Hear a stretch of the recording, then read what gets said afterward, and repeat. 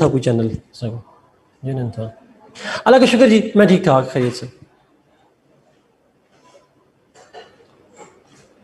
Okay, हम Karl Marx शुरू करेंगे आज। We have to start with Karl marks.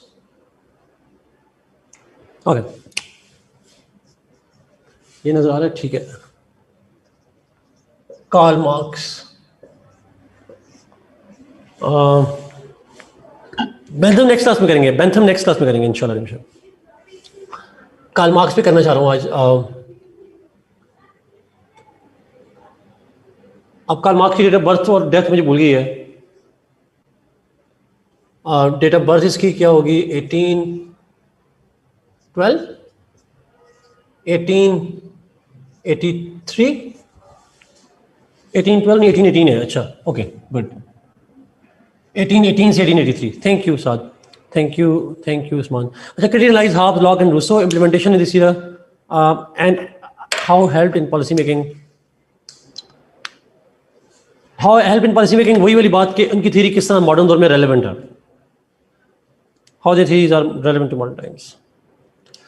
अच्छा, कार्ल मार्क्स की थ्योरी बहुत इंपॉर्टेंट है जी। This is very very very important one. अभी मैं जस्ट एक एग्जांपल दे रहा हूँ आपको। मेरा आपसे एक लेक्चर होगा, बिल्कुल लास्ट लेक्चर। अभी मेरा पिछला ऑनलाइन बैच था, अभी आपकी क्लास से पहले उनकी क्लास थी, और मैंने उनको पढ़ाया था टॉपिक। मैं सिर्फ बता रहा हूँ कि आपके लिए टॉपिक कितना पढ़ना। और उस टॉपिक के अंदर हमने बेसिकली पढ़ा कोल्ड वॉर। जब हमने इसको कोल्ड वॉर को पढ़ा तो कोल्ड वॉर के अंदर मुझे दोबारा उनसे पूछना पड़ा कि मार्क्सिस्ट थ्योरी क्या है। I have to ask them.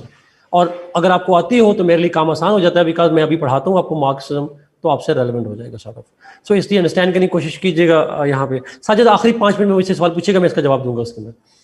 अच्छा, नाउ तो ये जहन में रख लें कि ये टॉपिक जो मैं पढ़ा रहा हूँ ये आपको पेपर 1 के यहाँ भी कोर्स में है, पेपर 1 के सेक्शन 2 में भी कोर्स में है, पेपर 2 में भी कोर्स में है। तो ये मल्टीपल जगहों पे आपके कोर्स में आएगा, इसलिए इसको अंडरस्टैंड कीजिएगा। शायद सोशियोलॉजी वगैरह में भी है, कहीं पे बाकी जगहों पे भी है। मार्क्सिज्म हमने स्टार्ट करना है। Now let's begin with the Marxist theory. और मार्क्सिस्ट थ्योरी को हम जब स्टार्ट करेंगे उसकी बायोग्राफी से स्टार्ट करेंगे। बायोग्राफी में, अच्छा, यूएस हिस्ट्री में, यूरोपियन हिस्ट्री में भी है वहाँ पे, ठीक हो गया। अच्छा, नाउ मार्क्सिज्म की, मार्क्स की बायोग्राफी से स्टार्ट करें तो Marx was born in 1818 in Germany. He was born in 1818 in Germany.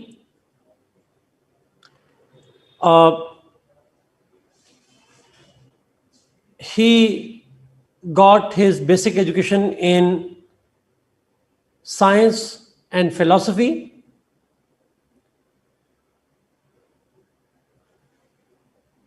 Later on,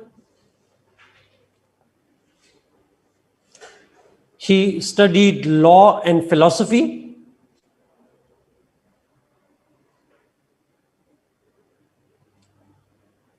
Although he had interest in history, sociology, and economics. He had interest in history, sociology, and economics, but he studied philosophy and law. He did his PhD. He did his PhD from University of Berlin.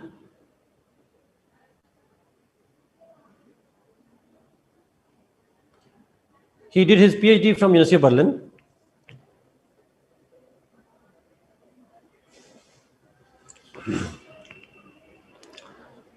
After which he started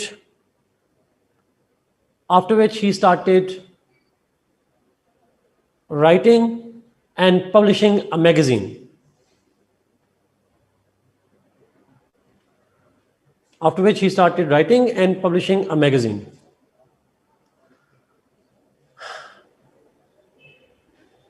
Due to his radical ideas,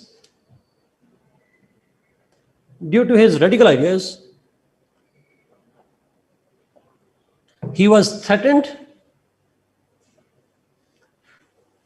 and he left for Paris. सारी भाग के Paris चले जाते हैं। Halves भी गया था, Rousseau भी गया था, मार्क्स भी गया Paris. So he went to Paris. Khomeini साहब भी पेरिस गए थे। खाली हमारे लंदन चले जाते हैं। एग्जैक्टली, बट फिलोसफर सारे जो वहाँ चले जाते हैं। So Paris was maybe because Paris is the liberal center, kind of. They like radicals. That's true. That's true. Acha. Now Paris चला गया. From where he continued his reading, his writing, and all that. But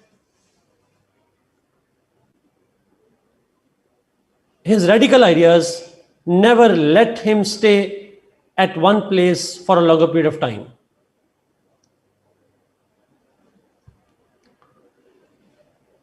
But his radical ideas didn't allow him to stay at one place longer.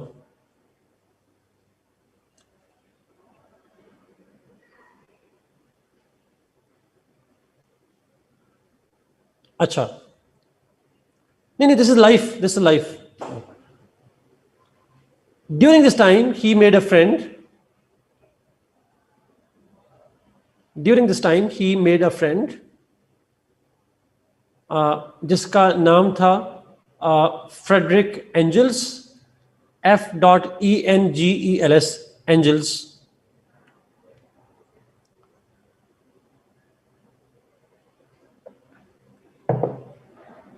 Under whose influence he also wrote on, under whose influence he developed an interest in economic history. Under whose influence he got his interest in economic history.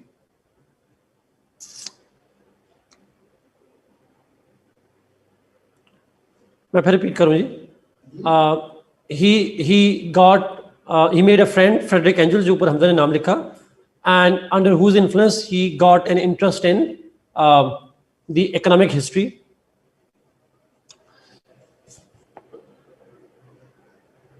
The Marx wrote different important books. Context अभी मैंने नहीं पढ़ा जी, मैं सिर्फ biography बता रहा हूँ. ये याद रखिए, मैं बायोग्राफी बता रहा हूँ, लाइफ बता रहा हूँ उनकी. So during his life he wrote several books. दो किताबें बड़ी इंपॉर्टेंट हैं.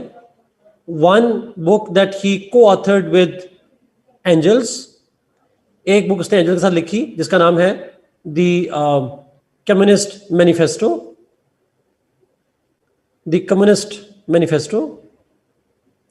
और जो दूसरी किताब है that is called Das Kapital.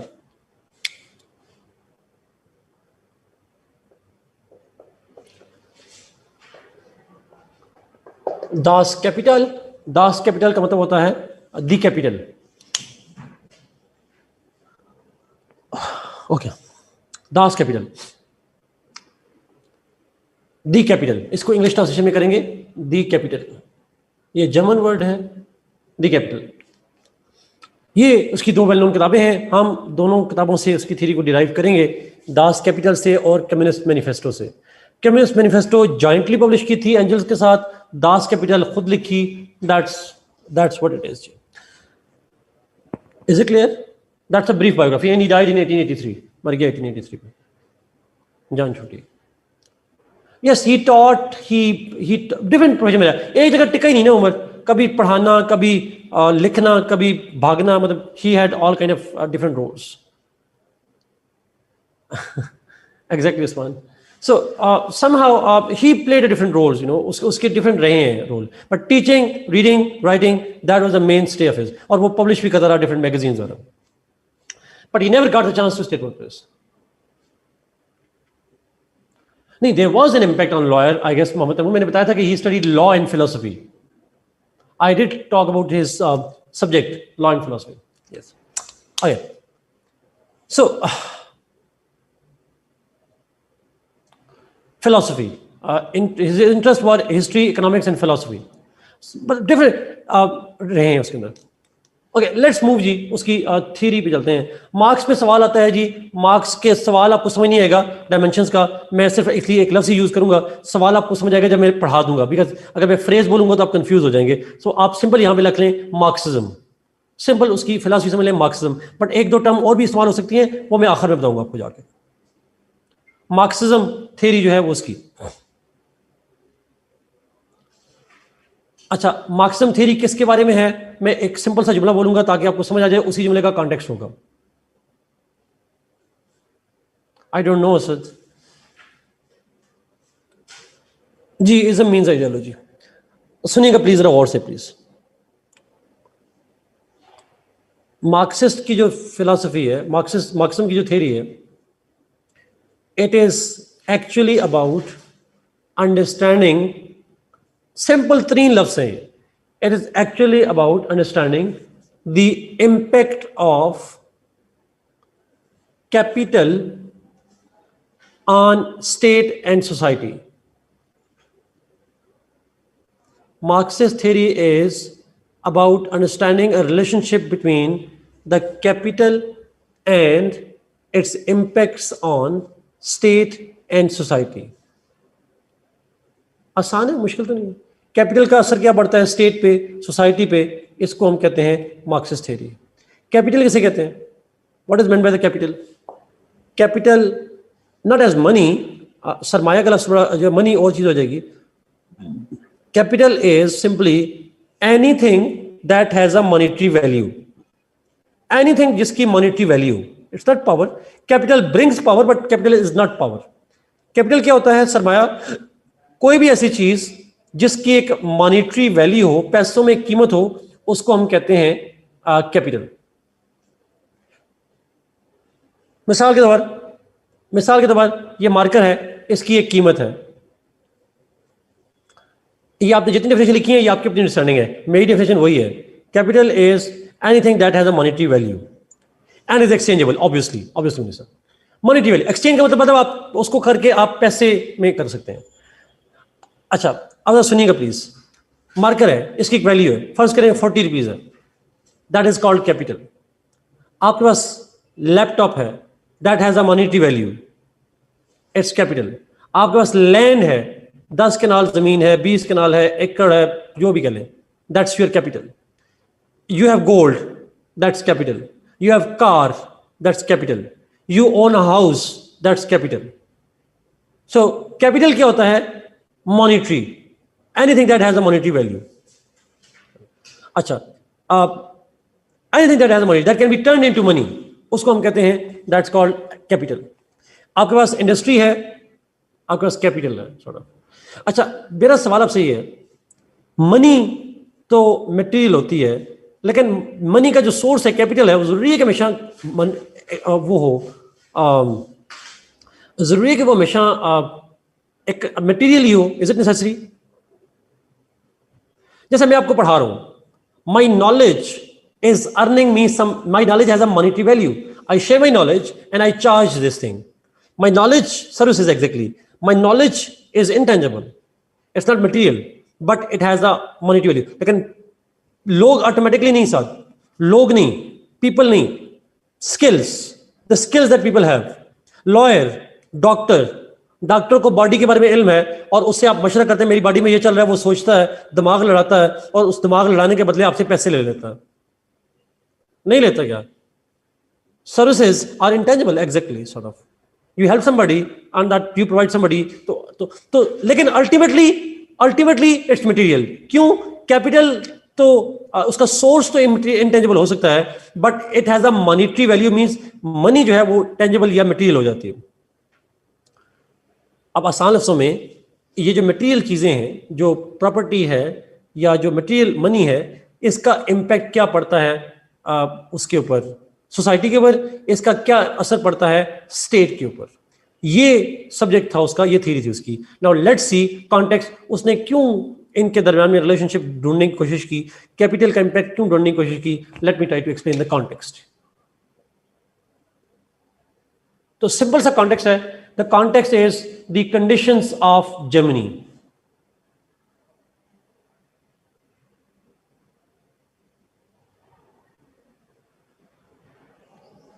Conditions of Germany, जी एग्जैक्टली ज़्यादा, yes, conditions of Germany. Germany में क्या हो रहा था? What was happening? Now Marx was living at a time when Europe was witnessing the rise of industrialization. Industrialization की birth तो पहले हो चुकी थी. It had happened a few decades earlier, but Marx के time पे that industrialization was going on its peak, absolute peak. अच्छा, जब industrialization was taking place at its peak,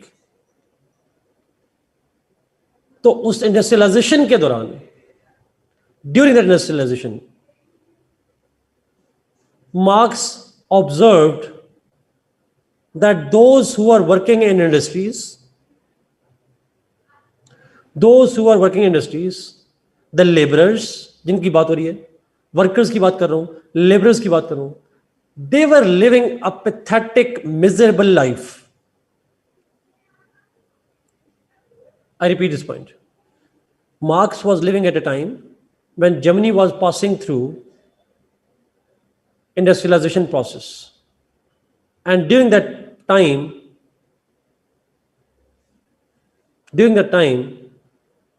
he observed that the people, the ordinary people, the workers, industrial workers, they were living a miserable, pathetic life.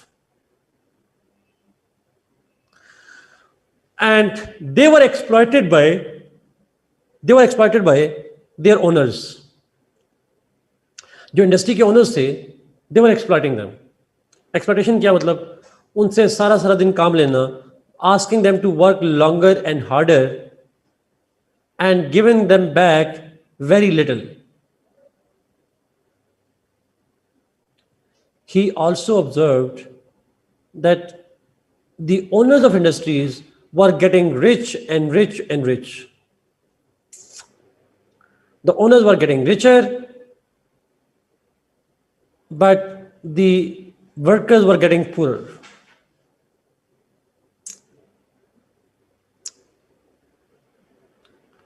ये बात समझ आ रही है जी? Are you getting this point? Yes, simple सी बात है मीर हमजा, exactly. ये उसकी ऑब्जर्वेशन थी. क्यों हो रहा था उसकी बात नहीं, उसकी ऑब्जर्वेशन कर रहा था ऐसा हो रहा है. And to his surprise the government and state was doing nothing, and in fact it was supporting the industrial owners, the industrialists. Government या तो साइलेंट थी या इंडस्ट्रियलिस्ट का साथ दे रही थी. It was not helping the workers.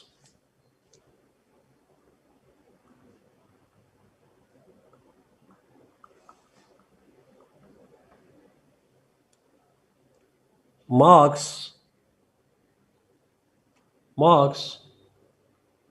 through his theory,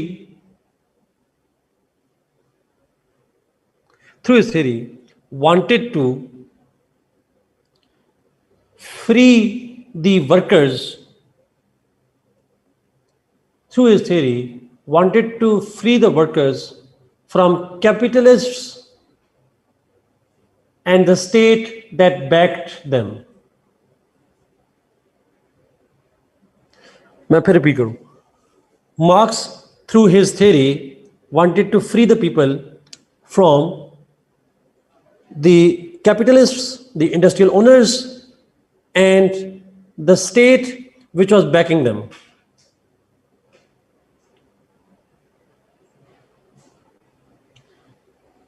Is it clear? उसका basic idea था कि लोगों को फ्रीडम दी जाए. किससे? स्टेट से फ्री करवाया जाए और उस ओनर से फ्री करवाया जाए जो एक्सप्लॉइट कर रहे हैं उसको, वर्कर्स को एक्सप्लॉइट कर रहे हैं. So he wanted to free them, and that is why he give the theory of communism और मार्क्सिज्म, जिसको हम कहते हैं.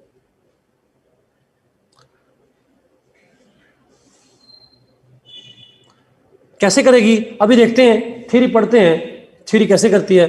देखें, दैट्स व्हाई मार्क्सिज्म को कहते हैं कि मार्क्स वाज वन, आप शायद जानते हैं इसके बारे में, Marx was the most written person in the human history. दुनिया की तारीख में सबसे ज्यादा जिस इंसान पर लिखा गया वो कार्ल मार्क्स है और उसकी थ्योरी है. He is the most read about, he is the most written about thinker in the world. जी, to overthrow the capitalism and establish socialism, तो ये तो नहीं कहूंगा, लेकिन बट मानता कोई नहीं उसकी, बहुत सारे लोग मानते हैं जी। Anyway the lots of you know Russia नहीं है, मैं आऊंगा उसके बाद में आऊंगा उसके बाद। Yes that's true Hareem, absolutely he has influenced, दुनिया की 1/3 स्टेट्स ने अडॉप्ट किया उसकी आइडियोलॉजी को। सॉर्ट ऑफ आपने आपको साइलेंट कर दें, म्यूट कर दें जी प्लीज। आवाज किसकी आ रही है? ओके ग्रेट जी। To let's begin the theory, फिर आते हैं उसके ऊपर कि उसकी क्या चीज है। Sort of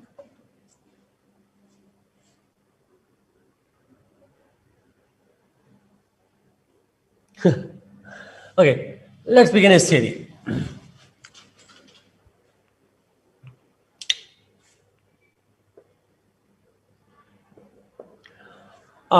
We can divide Marx theory into 4 main points. Marxism theory को हम 4 points में डिस्कस कर सकते हैं.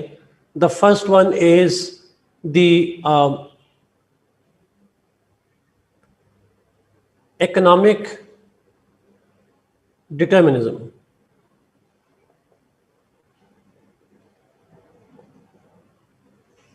The first part is economic determinism. आसान है, कोई लफ्ज मुश्किल नहीं है। ये इसकी टर्मिनोलॉजी बड़ी मुश्किल है मार्क्स की, बट उसको समझना इतना मुश्किल नहीं है, बस आसान है, क्योंकि हमारी सोसाइटी में चीजें होती हैं इसलिए आसान होता है समझना। अच्छा, छोटी सी एग्जांपल इसके बताओ। इकोनॉमिक डिटर्मिनिज्म का मतलब क्या है? It simply means, Karl Marx की थ्योरी है ये, मेरी नहीं है। अच्छा, अब जो बात करूंगा मैं कार्ल मार्क्स की, जो बात कार्ल मार्क्स की नहीं होगी, मेरी अपनी इंटरप्रिटेशन होगी, मैं आपसे कहूंगा ये बात। मार्क्स ये कहता है आसान लफ्जों में that economic factors decide everything that happens in our society. मैं फिर रिपीट करूं, आसान तरीन वर्ड्स हैं। Economic factors decide everything that happens in our society. हमारी सोसाइटी में क्या होता है? हमारी सोसाइटी में पॉलिटिक्स आती है, रिलीजन आता है, कल्चर आता है, आइडियोलॉजी आती है, लॉज आते हैं, ये जितना कुछ भी आता है, ये सारी चीजों को कौन इन्फ्लुएंस करता है? एक ही फैक्टर दुनिया में इन्फ्लुएंस करता है, और वो है इकोनॉमिक फैक्टर्स। इसीलिए इसका नाम है economic determinism. Economic factors determine the social and political conditions.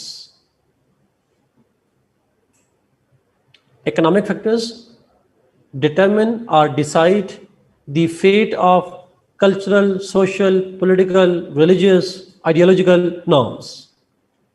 माशरे में कुछ भी हो रहा हो, स्टेट में कुछ भी हो रहा हो, उसके पीछे एक ही काज होगा और वो होगा इकोनॉमिक फैक्टर्स। ये लफ्ज़ी मतलब समझ में आ गया इसका? कैसे अब हम एक्सप्लेन करेंगे, बट ये मतलब समझ आ गया इकोनॉमिक डिटर्मिनिज्म का? बिकॉज ये टर्म बच्चों को कंफ्यूज कर देती है। ये टर्म का मीनिंग आपको आना चाहिए, ये वो कहना चाह रहा है। ओके, लेट्स सी क्यों, कैसे, you know how he believe. अच्छा, यहां पे बिफोर आई गो ऑन, एक वर्ड और जो किताबों में लिखा होगा, रीडिंग में लिखा होगा, आप कंफ्यूज हो जाएंगे। इकोनॉमिक फैक्टर्स मटेरियल होते हैं या नॉन मटेरियल होते हैं? आर दे मटेरियल और non material? They are material जी। इकोनॉमिक का मतलब होता है study of wealth, Adam Smith की डेफिनेशन है, सो इट्स ऑल मटेरियल, ये सारी मटेरियल चीजें आती हैं। Okay, let's move. Karl Marx कहता है, कार्ल मार्क्स सेज, अब इसको प्रूव करना है उसने। कार्ल मार्क्स ये कहता है दैट किसी भी सोसाइटी के अंदर, इन एनी गिवन सोसाइटी, किसी भी टाइम पे, पास्ट की बात करें, प्रेजेंट की बात करें, किसी वक्त की बात करें, इन सोसाइटी पास्ट और present, there is always an economic foundation. अब मैं यहां बोर्ड पे मैप बना रहा हूं, there is always an economic foundation. इस इकोनॉमिक फाउंडेशन में, इकोनॉमिक फाउंडेशन का लफ्ज़ यूज करा है, मैं यहां पे शॉर्टली EF लिख रहा हूं ताकि आप, इकोनॉमिक फाउंडेशन होती है। कार्ल मार्क्स कहता है इस फाउंडेशन में दो एलिमेंट्स होते हैं बड़े important. There are 2 elements in it. One, the factors of या एलिमेंट्स ऑफ प्रोडक्शन।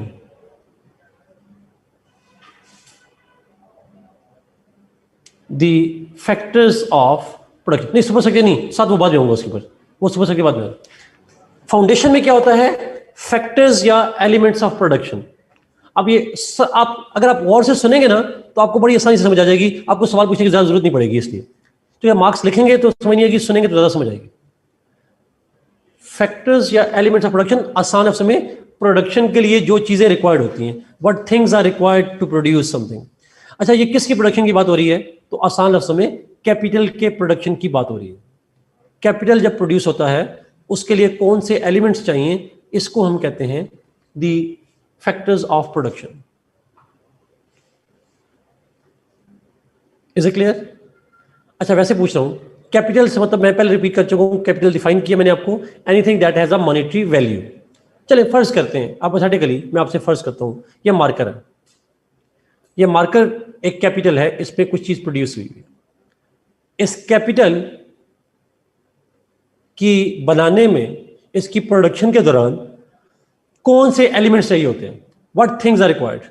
तो कार्ल मार्क्स ने कहा 3 चीजें चाहिए होती हैं। 1, उसने कहा लेबर, दूसरा टेक्नोलॉजी, और तीसरा रॉ मटेरियल। 3 लफ्ज़ों जो वैल्यू एडिशन करते हैं। यस, ये इनपुट है, ये basically the elements that are preconditions कह लें।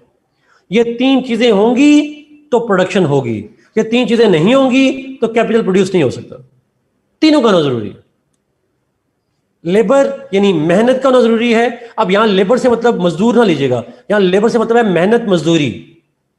मजदूरी का होना जरूरी है, टेक्नोलॉजी का होना जरूरी है, रॉ मटेरियल का होना जरूरी है। चले मैं एक छोटी सी मिसाल देता हूं।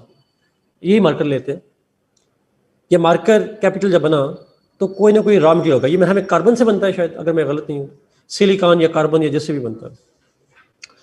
फर्ज करें ये कार्बन से बनता है, तो carbon will be the raw material. अब कार्बन पड़ी होगी, प्लास्टिक, चले प्लास्टिक से बनता है, ठीक हो गया, मैं कार्बन को छोड़ता हूँ, प्लास्टिक से बनता है। प्लास्टिक जो है पड़ी होगी रॉ में, और आपने उससे मार्कर बनाना है। तो आपको क्या चाहिए? सबसे पहले तो आपको नॉलेज चाहिए। टेक्नोलॉजी मतलब नॉलेज, टेक्निक चाहिए, नॉलेज चाहिए, स्किल चाहिए। आपके पास प्लास्टिक तो सारी उम्र पड़ा रहा, उसे मार्कर बनाने का फन ये हमने बाद में हासिल किया, we got the knowledge later on. तो रॉ मटेरियल खुद तो कन्वर्ट नहीं हो जाता मार्कर में, आपको जब तक दिमाग में पता ना हो कि कैसे करना है। सो टेक्नोलॉजी चाहिए, टेक्निक चाहिए, नॉलेज चाहिए, स्किल्स चाहिए to convert the plastic into a capital product. फिर तीसरी चीज चाहिए लेबर। क्या एक मुझे पता हो कि ये नॉलेज ये है, ये स्किल है, और मुझे पता हो यहाँ प्लास्टिक पड़ी है, तो ये खुद प्लास्टिक उठेगी, मेरी दिमाग के स्किल के मुताबिक खुद ही एक्ट करेगी। Does thing happen automatically? Do things happen automatically? They don't. आपको उठना पड़ेगा, कुर्सी से उठना पड़ेगा, आपको मेहनत करनी पड़ेगी, और आपको लेबर चाहिए जो सारी चीजों को प्रोसेस करेगी एक खास तरीके से, और फिर उससे प्रोड्यूस होगी। ऐसा ही है, you need to process it, you need to do work on that. जी एग्जैक्टली। सो लेबर चाहिए, टेक्नोलॉजी चाहिए, और रॉ मटेरियल चाहिए, ताकि आप किसी चीज को प्रोड्यूस कर सकें। After that, once you are done, तो फिर क्या होगा? What will happen then? उसने कहा जब ये एलिमेंट्स चाहिए होते हैं, ये फैक्टर्स, एक एलिमेंट है, ये एक फैक्टर है फाउंडेशन का। फाउंडेशन के अंदर एक चीज है, ये वाले फैक्टर्स। उसने कहा इन्हीं फैक्टर्स ऑफ प्रोडक्शन की वजह से, इसी प्रोडक्शन के एलिमेंट्स की वजह से एक दूसरी फाउंडेशन की एलिमेंट्स क्रिएट होती है, जिसको वो कहता है रिलेशंस ऑफ प्रोडक्शन।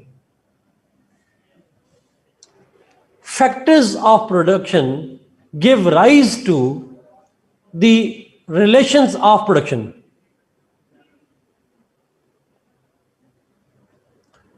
मैं एक दफा फिर रिपीट करता हूं, इकोनॉमिक फाउंडेशंस नहीं, मैंने तो देखें यहां पे बोर्ड पे देखिएगा, यहां पे लिखा हुआ है इकोनॉमिक फाउंडेशन। ये पूरा डब्बा एक फाउंडेशन है, ये पूरा डब्बा एक फाउंडेशन है। फाउंडेशन कहते हैं बुनियाद।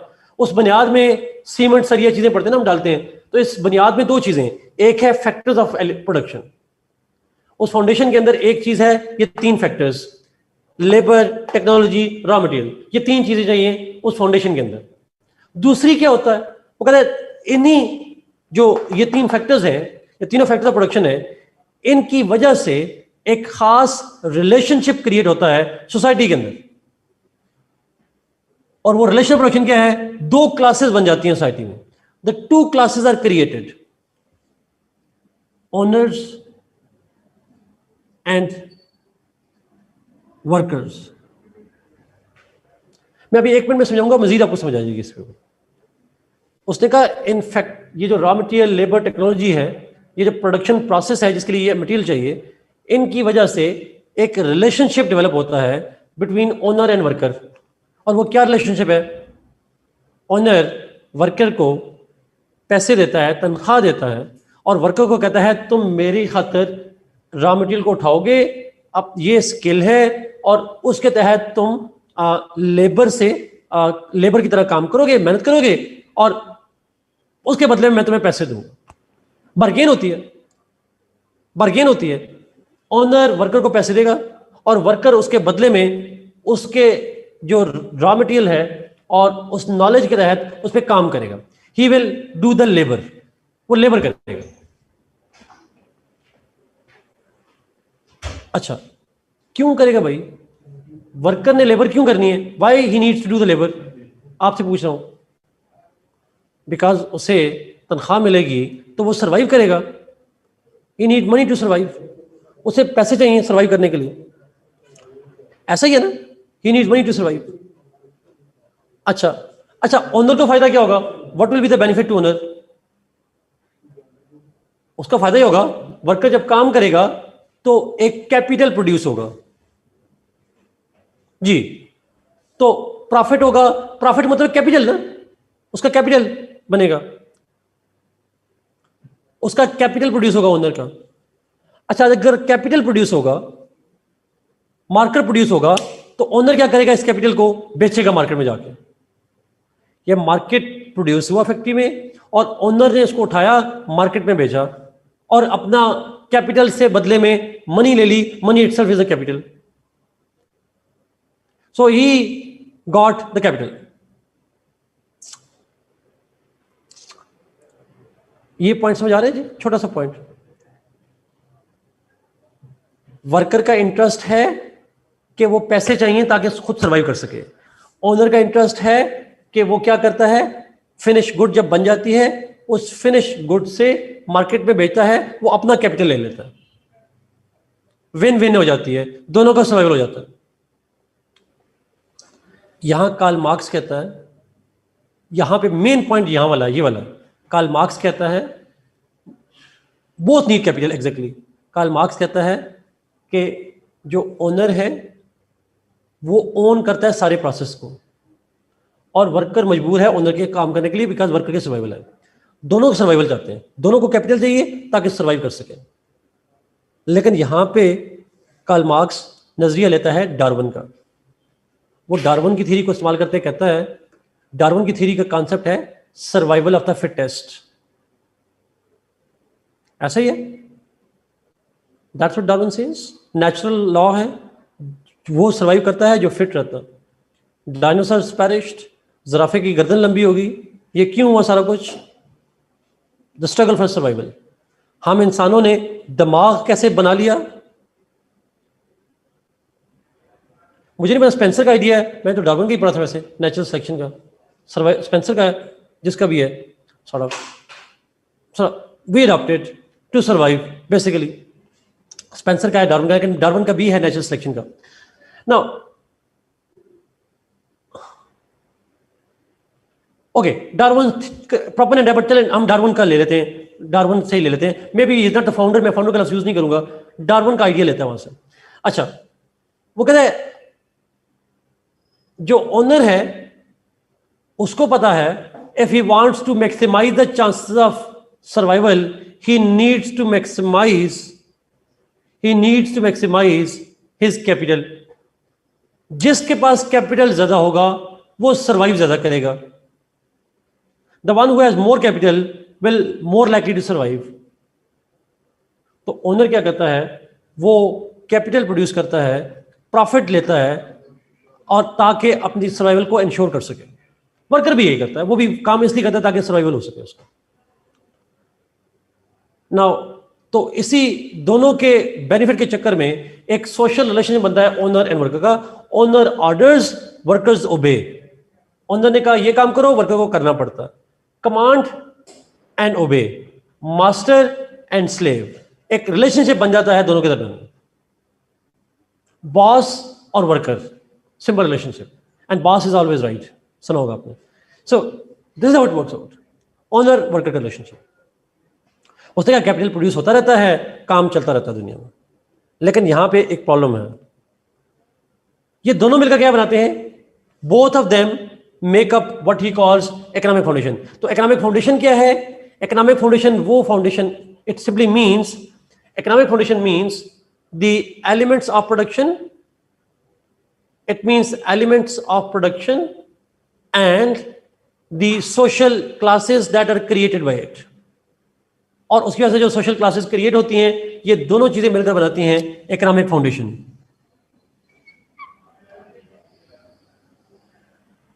That is what we call the economic foundation. अब समझ आ गई जी इकोनॉमिक फाउंडेशन क्या होती है?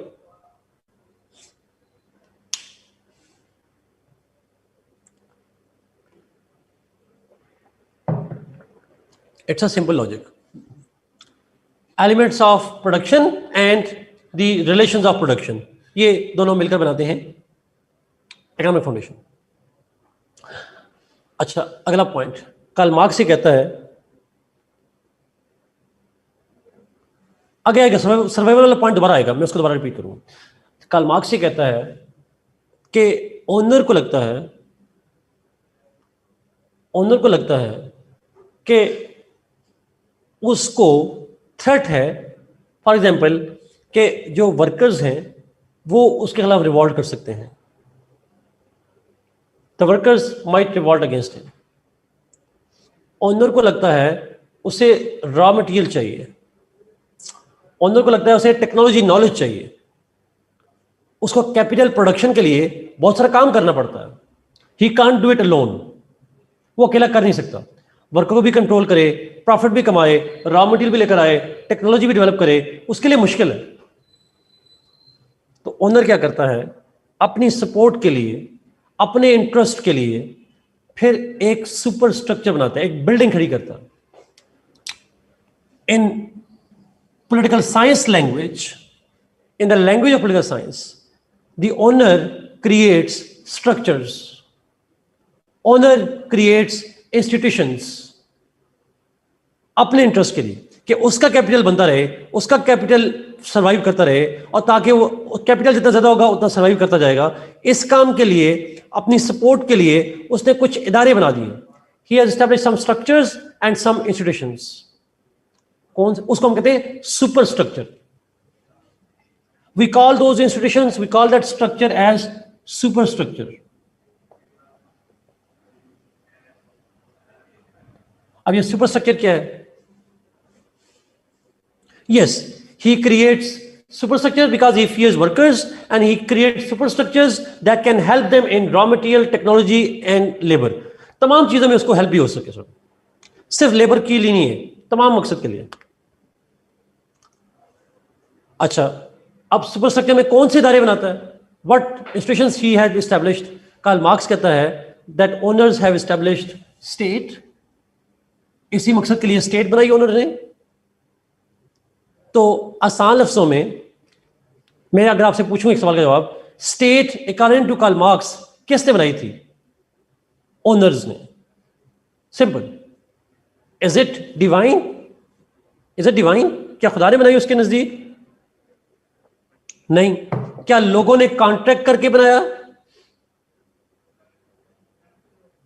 नहीं, लोगों ने कॉन्ट्रैक्ट नहीं किया, ओनर ने बनाई सिर्फ अपने इंटरेस्ट के लिए, सारी सोसाइटी के इंटरेस्ट के लिए नहीं, अपने इंटरेस्ट के लिए बनाई। तो according to Karl Marx state is natural और artificial? Yes, it is artificial, it's not natural. It's a man made. किसके इंटरेस्ट के लिए सर्व करेगी? Whose interest will it serve? Owner के इंटरेस्ट के लिए सर्व करेगी। अच्छा, स्टेट के अलावा बना दिया laws, culture, ideology, even religion. ये सारी चीजें जो हम देखते हैं माशरे में, everything that we see is structured by, created by the owners for his own interest. और उसका इंटरेस्ट क्या है? What is his interest by the वे?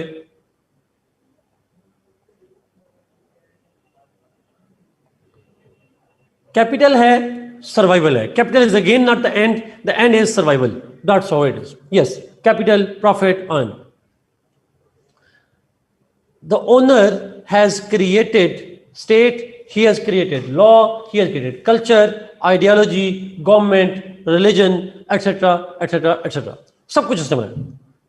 उसने कहा इनको इस्तेमाल करता है, वो इन्हीं चीज़ों को इस्तेमाल करता है टेक्नोलॉजी बढ़ाने के लिए, वो इन्हीं चीज़ों को इस्तेमाल करता है रॉ मटेरियल के लिए, वो इन्हीं चीज़ों को इस्तेमाल करता है वर्कर्स को कंट्रोल करने के लिए। And this entire is called super structure. यह सोसाइटी का सुपर स्ट्रक्चर है। तो आसान अर्थों में सुपर स्ट्रक्चर किसको सपोर्ट करता है? वर्कर या ओनर? ओनर को सपोर्ट करता है। Not both, absolutely not both. Worker के लिए तो है ही नहीं ना। मैं कहता रहा हूं बार बार, ओनर ने बनाया अपने इंटरेस्ट के लिए। वर्कर का तो नाम निशान, वर्कर बेचारे तो चुप करके काम कर रहे हैं, ओनर ने अपने इंटरेस्ट के लिए बनाया। मैं एक छोटी सी मिसाल दूं आपको, पेपर में लिखिएगा नहीं, एक छोटी सी मिसाल बताइएगा, जरा पूछिएगा। मैं चाह रहा हूं आपको जरा समझा दूं। जब कार्ल मार्क्स कह रहा था कि स्टेट बनाई है ओनर ने, मेरा आपसे सवाल ये है, छोटा सा सवाल का जवाब दीजिएगा। जब यहां इंडिया में ईस्ट इंडिया कंपनी आई थी, वो गवर्नमेंट की कंपनी थी या प्राइवेट कंपनी थी? ईस्ट इंडिया कंपनी प्राइवेट थी। जब ईस्ट इंडिया कंपनी के खिलाफ इंडियंस ने बगावत की, तो उस प्राइवेट कंपनी को सपोर्ट करने कौन आया था? Who came? British government, British state. क्यों? Because state has to protect the owners, owner के इंटरेस्ट को। एग्जैक्टली। अच्छा, वैसे आपसे छोटा सवाल पूछूंगा, आखिरी सवाल। मैं चाह रहा हूं कि आप जरा इसको जरा समझेगा भी प्लीज। अच्छा, आप मेरा सवाल दीजिएगा जवाब। गवर्नमेंट क्या करती है? सरकारी यूनिवर्सिटियों में, आप में से बहुत से लोग यूईटीज वगैरह में सरकारी यूनिवर्सिटी में पढ़ रहे होंगे, आपकी एजुकेशन को सब्सिडाइज करती है, ऐसा ही है? It creates a talent in you. आपके ऊपर खर्च करती है स्टेट, आपकी इंक्यूबेटर बनाएं जी, लैब बनाएं जी, टेक्नोलॉजी डेवलप करें, सारा कुछ। और आप जब नॉलेज लेकर आते हैं तो आप जाते किसके प्रॉफिट में इजाफा करते हैं? स्टेट के या कंपनीज के?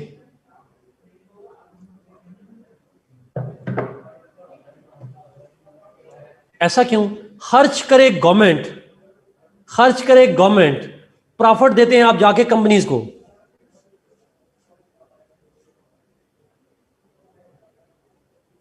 ऐसा क्यों होता है? गवर्नमेंट कहती है हमारे पास जॉब्स नहीं है, सरकारी नौकरियां नहीं है, आप जाएं जाके प्राइवेट सेक्टर में काम करें। This is indirect profit for state, I'm not agreed, but direct profit for owner. Indirectly state. Are you sure state strong होती है या कंपनी स्ट्रांग होती है? जितने मर्जी। वैसे आपसे पूछ रहा हूं, मलक रियासत पावरफुल है या पार्लियामेंट पावरफुल है?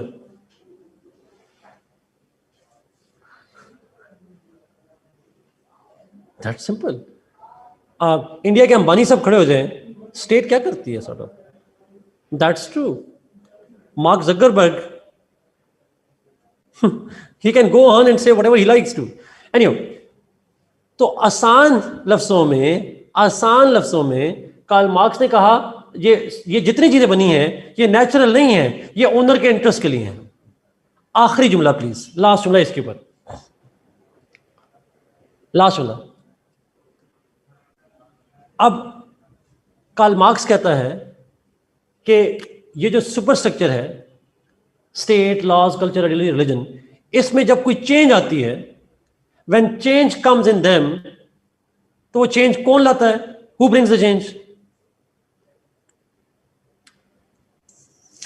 ओनर। ओनर कंट्रोल करता है ना, तो ओनर ही लेकर आएगा। उसने कहा ओनर दो सूरतों में सुपर स्ट्रक्चर में चेंज लाता है। He changes the super structure in two conditions. One, when mode of production changes.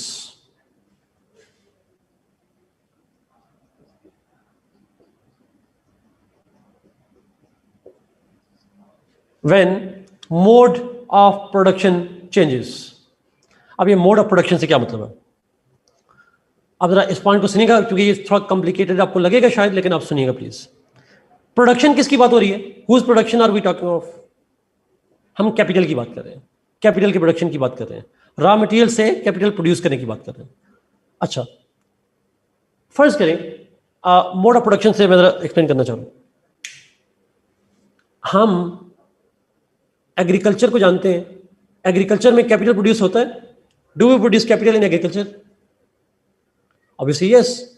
चीनी, गन्ना, गंदम, मकई, जो भी है वहां प्रोड्यूस होता है और उसकी एक वैल्यू होती है। गन्ना मार्केट में चला जाता है, आटा मार्केट में चला जाता है, गंदम, मकई वगैरह जो भी होते हैं ये मार्केट में चले जाते हैं। तो is it not that agriculture is one mod of production? वहां कैपिटल प्रोड्यूस हो रहा है जमीनों में।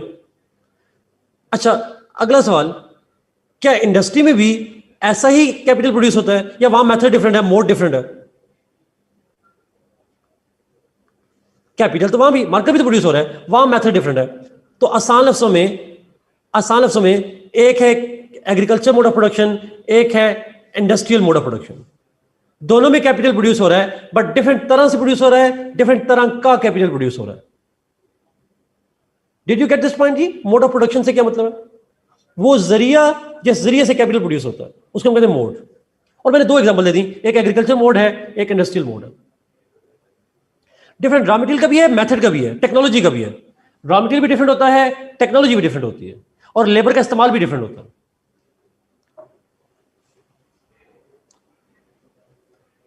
अच्छा, अब यहां पे सवाल सुनिएगा। कार्ल मार्क्स कहता है, कार्ल मार्क्स के लफ्ज है, वो कहता है जब मोड ऑफ प्रोडक्शन चेंज हो जाए तो यहां पे चेंज आ जाती है, स्टेट के अंदर चेंज आ जाएगी, लॉज, कल्चर, आइडियोलॉजी, रिलीजन वगैरह में चेंज आ जाएगी। कैसे आती है? जरा अपने माशरे में इर्द गिर्द देखिएगा जरा, और मुझे सोच के जवाब दीजिएगा कुछ सवालों के। आप में से कुछ रूरल एरिया से होंगे, कुछ अर्बन के होंगे, बट हमें एक्सपीरियंस दोनों का होता है। गांव में रहने वाले लोग जो एग्रीकल्चर से वाबस्ता होते हैं, उनका idea of democracy and politics क्या सेम होता है उन लोगों से जो अर्बन एरियाज में रहते हैं? It changes. ज्यादा डेमोक्रेटिक कौन होते हैं वैसे बाय द वे, अर्बन वाले या रूरल वाले? अर्बन वाले डेमोक्रेटिक होते हैं। क्यों? ऐसा क्या हो जाता है, साथ ही गांव हो, 10 किलोमीटर 20 किलोमीटर दूर गांव हो, उनके लोग, हम इसको एजुकेशन कहते हैं। कार्ल मार्क्स कहता है ये एजुकेशन नहीं है। कार्ल मार्क्स कहता है ये ओनर हमारे दिमाग में डाल देता है। Owner creates a condition through which he changes that idea. अच्छा, अगला सवाल, ही इन्फ्लुएंसेस अस। अच्छा, अगला सवाल सुनिएगा प्लीज।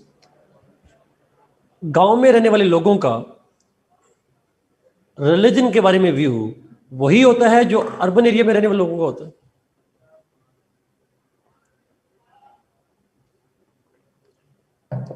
Entirely different one. ज्यादा कंजर्वेटिव कौन होते हैं?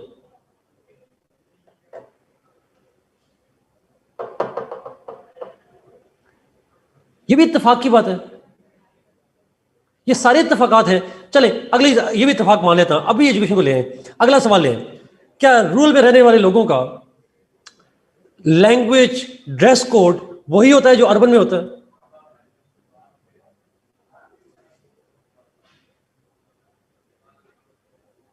Y culture changes from rural to urban? एक मोड से दूसरे में जाए, एंटायरली डिफरेंट वन। अच्छा, अब यहां पे मसला ये है, कार्ल मार्क्स कहता है, अजर सुनिएगा प्लीज, अब सुनिएगा, रूरल एरिया में ओनर कौन है? रूरल एरिया में कौन है ओनर? लैंडलॉर्ड।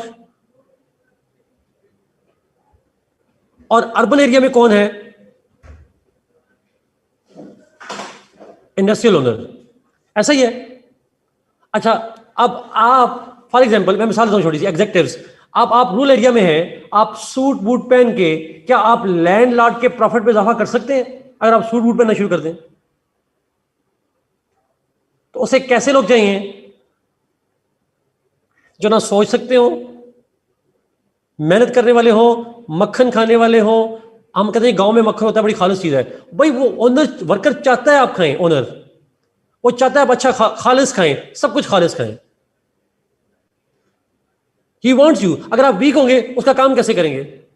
लेकिन एक शहर में रहने वाले जो इंडस्ट्रियलिस्ट है, उसको वो लोग चाहिए जिनका फिजिकली कुछ हो ना हो, दिमाग तेज हो। वो मक्खन खाए ना खाए, बादाम जरूर खाएं। वो एनर्जी ड्रिंक्स पीते हो। That's the idea. एग्जैक्टली, इसका मतलब है एग्जैक्टली वरिया, एब्सोल्युटली यही डायलेमा है आपको। That's a simple idea. अच्छा, मेरी दूसरी सवाल, गांव का कल्चर लिबरल होता है या अर्बन एरिया का कल्चर लिबरल होता है?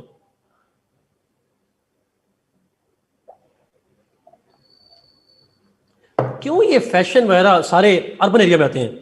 बिकॉज गांव में आप फैशन करेंगे तो इंडस्ट्रियल ओनर का कोई फायदा नहीं होना, it won't benefit him.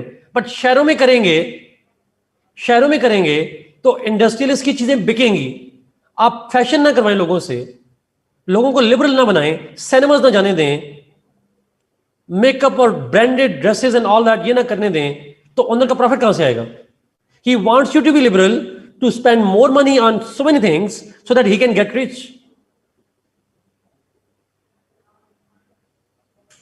That's a simple idea. That's how it works out.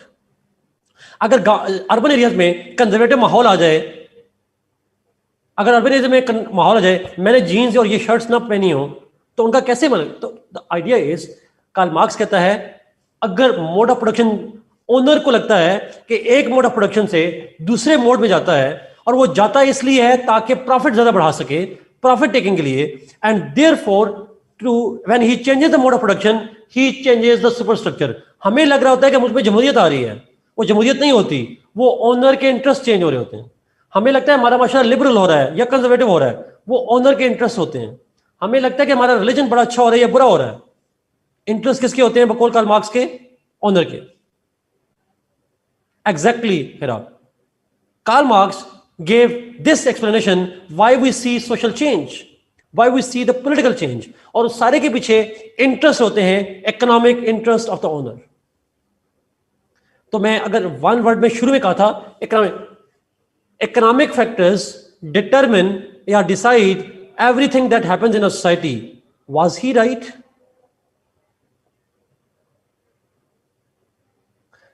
ये एक्सप्लेनेशन उसकी लॉजिकल है। इसी एक्सप्लेनेशन पे वो कहता है that economic factors affect everything that happens in our society. He proves that. हम उसे एग्री करें ना करें अलग बात है, but he says it. दूसरी चीज, सेकंड, उसने कहा सुपरस्ट्रक्चर में चेंज तब आती है जब ओनर वर्कर में क्लैश आता है। When there is clash between the owner worker, दोनों में कॉन्फ्लिक्ट आ जाए, क्लास कॉन्फ्लिक्ट आ जाए, तो ओनर क्या करता है? सुपरस्ट्रक्चर में चेंज ले आता है। ही अडॉप्ट स्टेट, उस स्टेट में कुछ चेंज ला जाएगा, लॉज में चेंज ले आएगा, कल्चर, आइडियोलॉजी, रिलीजन में कुछ चेंज ले आएगा, so that he can confront and continue to control the workers. वो अपनी ओनरशिप कायम रखे, अपनी हेजेमनी कायम रखे, और वर्कर्स को कंट्रोल करने के लिए, उनको खुश करने के लिए, उनको उनकी सबऑर्डिनेशन को इंश्योर करने के लिए he brings changes here.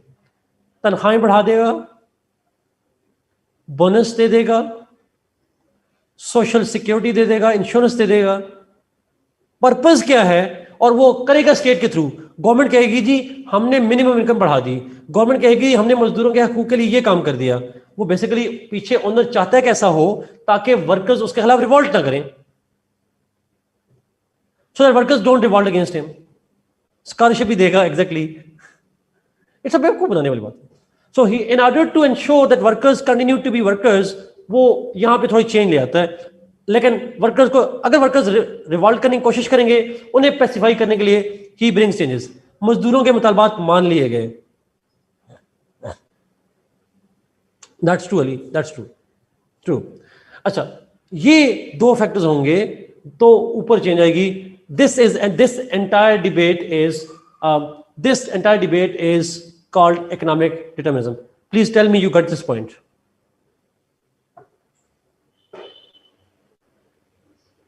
Okay, great. Let me go to the next point जी. Next point पे जाता हूँ. After explaining this economic determinism, इसकी तस्वीर ले लें ताकि आपको समझ आए. आप इसकी तस्वीर ले लें प्लीज, अगर आप लेना चाह रहे हैं. आप भी ले लें प्लीज. ये बात बच्चों के पास शायद नहीं होगा, तो ये आपने पेपर में बनानी है चीज, डायग्राम.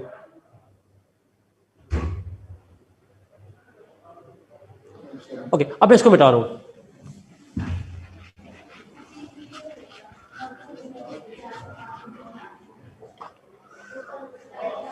जी डब्बा बनाना है, ये डब्बा, ये फाउंडेशनल डब्बा बनाना.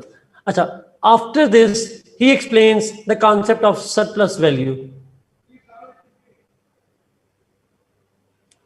ही एक्सप्लेन्स द सरप्लस वैल्यू. अच्छा,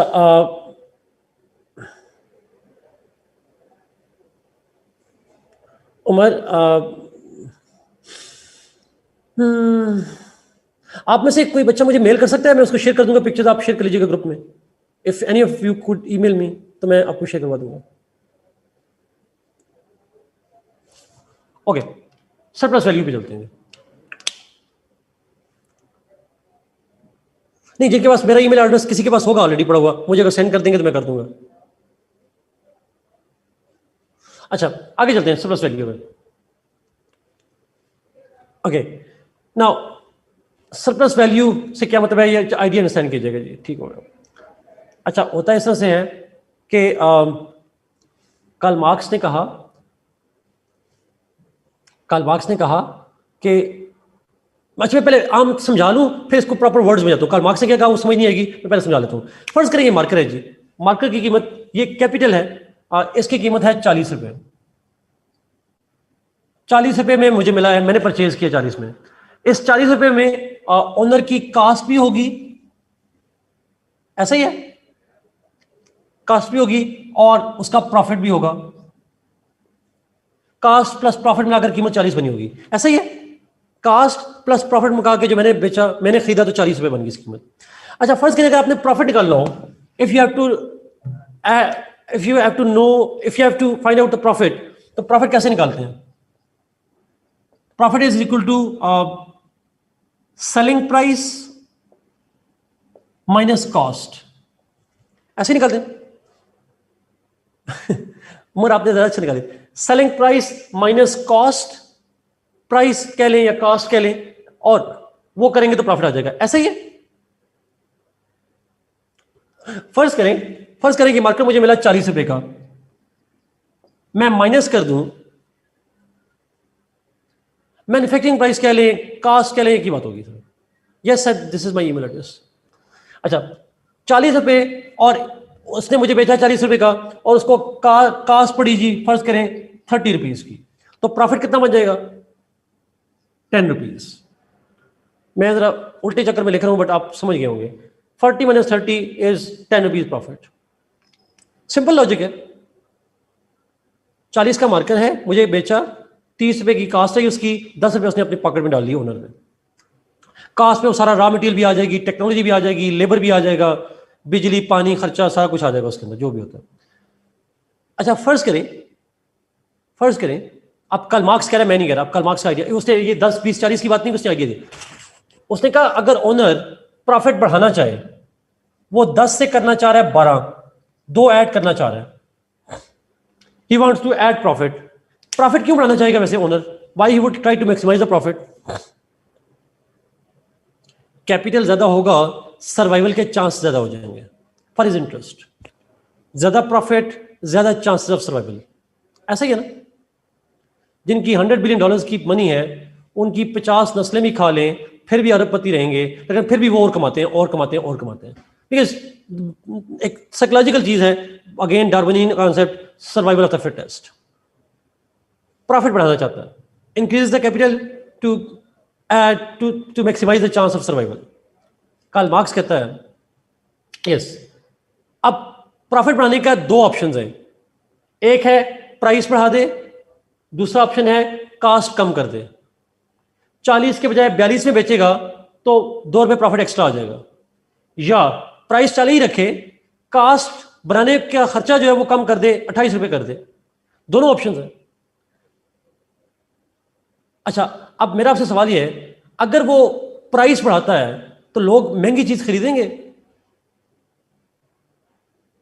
नहीं खरीदेंगे। That's not a good option. Then second option is कि प्राइस बढ़ाने के बजाय what he should do is he should reduce the cost, cost कम कर दे, कास्ट कम कर दे। अब कास्ट में 3 चीजें थी, raw material, technology, labour. Raw material, technology and labour. Quality कम कर देगा, मेरा फिर नहीं बिकेगा, he has to reduce the cost। वो क्या करता है? कार्ल मार्क्स कह रहा है, कार्ल मार्क्स क्या कहता है? वो कहता है रॉ मटेरियल की प्राइस किसी और ने तय करनी है, दैट्स फिक्स्ड। Technology fixed. उसने कहा लेबर जो है, जो मजदूरी है मजदूर की, उसको कम किया जा सकता है, वेजेस कम किए जा सकते हैं। क्यों? कार्ल मार्क्स ये कहता है कि ओनर को मजदूरी, जो मजदूर की मजदूरी होती है, the labour of the worker, उसकी एक नेचुरल डिफेक्ट का पता है। He knows a natural defect in the value of the labour. और वो क्या? Yes Saad, absolutely, it's perishable. Absolutely perishable क्या होती है जी चीज? What is meant by perishable?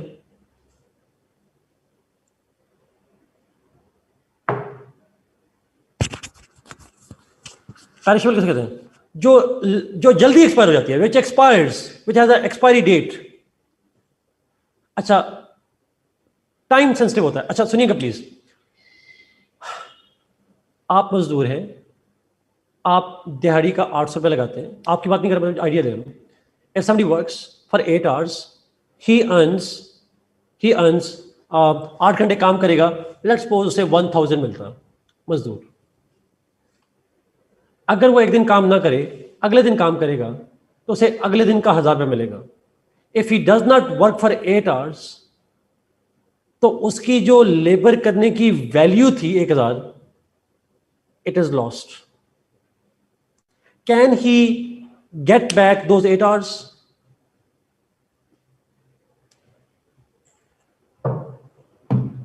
He cannot get back those hours. He will never get that. Time is money.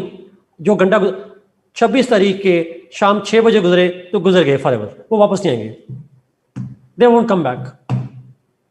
Over time करेगा तो उसे एक्स्ट्रा मेहनत करनी पड़ेगी, बट जो मेहनत का टाइम था दैट वाज पास्ट। अच्छा, अब होता ही है, ओनर वर्कर को कहता है कि मैं तुम्हें 1000 के बजाय 800 रुपया दूंगा, I will give you 800 rupees. काम करना है तो करो, नहीं तो जाओ, वापस चले जाओ। अच्छा, उससे लेबर कितनी लेनी है? उससे जो लेबर होगी उसकी एक मॉनेटरी वैल्यू होती है, मेहनत की वैल्यू है, उस वैल्यू है 1000 रुपए की, लेकिन उसे मिल कितना रहा है? 800 रुपया। The worker works for 1000 but he gets 800। आपको ये बात समझ आ रही? उसकी लेबर की वैल्यू 1000 की है, लेकिन उसको मिल 800 रहा है, उसे कम देता है। अच्छा, वर्कर क्यों काम करेगा उसके लिए? वर्कर फिर सोचता है, वो सोचता ही है कि मैंने अगर काम ना किया, 1000 की खातिर मैं 1000 रुपये चाहता हूं, वो 800 दे रहा है, अगर मैंने काम ना किया, मैं घर जाऊंगा, अगर मैं घर चला जाऊंगा तो मेरे बच्चे भूख से मर जाएंगे, I won't have the capital, simple. और मेरे बदले वो किसी और से काम ले लेगा, he would give somebody else work. आप में से कुछ लड़के शायद जानते हो, बड़ा आम सी मिसाल है, बाकी भी सुनने बड़े इंटरेस्टिंग है। एक एक्सपेक्टेशन होती है हमारे माशरे में, आपको कभी दिहाड़ीदार मजदूर चाहिए हो ना, कंस्ट्रक्शन के लिए या बाकी कामों के लिए, अनस्किल्ड लेबर के लिए, आप क्या करते हैं, आप मार्केट में जाते हैं और अक्सर लोग लेट जाते हैं, सस्ता मजदूर चाहिए हो, लोग लेट जाते हैं, 10 बजे 11 बजे जाते हैं, और उस 10-11 बजे वो मजदूर बच जाते हैं जिनको सुबह से किसी ने हायर नहीं किया होता। जो मजदूर हायर हो जाते हैं उनकी तो उस दिन की हो जाती है, वैल्यू आ जाती है। और 10-11 बजे जब आप जाते हैं, वो मजदूर बैठे होते हैं जिनको बेचारे के, और वो परेशान बैठे होते हैं कि अगर आज की दिहाड़ी ज़ाया हो गई, बच्चों को खिलाएंगे क्या। और लोग क्या करते हैं, उन्हें कहते हैं 1000 रुपये की दिहाड़ी है, तुमने काम 8 घंटे ही करना है, और 800 रुपये का 800 रुपये की दिहाड़ी देंगे, शाम में सस्ता फ्रूट, एब्सोल्युटली जी। अब मजदूर बेचारा सोचता है कि काम, a bird in hand is worst in the Bush.